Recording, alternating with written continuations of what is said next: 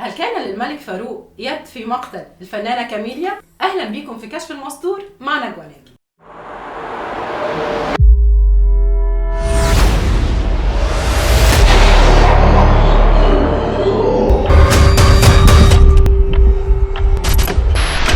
في عالم الفن في فنانين قاموا بأدوار جواسيس، لكن تعرفوا بقى إن في جواسيس قاموا بأدوار فنانين؟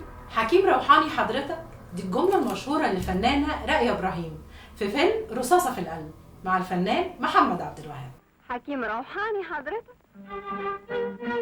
اتولدت رائية إبراهيم في حارة اليهود في مصر، وهي من أسرة يهودية الأصل، ومثلت في فيلم سلامة في خير مع الفنان نجيب الريحاني. كنت ماشي على رجليا وبعدين وبعدين صحيت من النوم.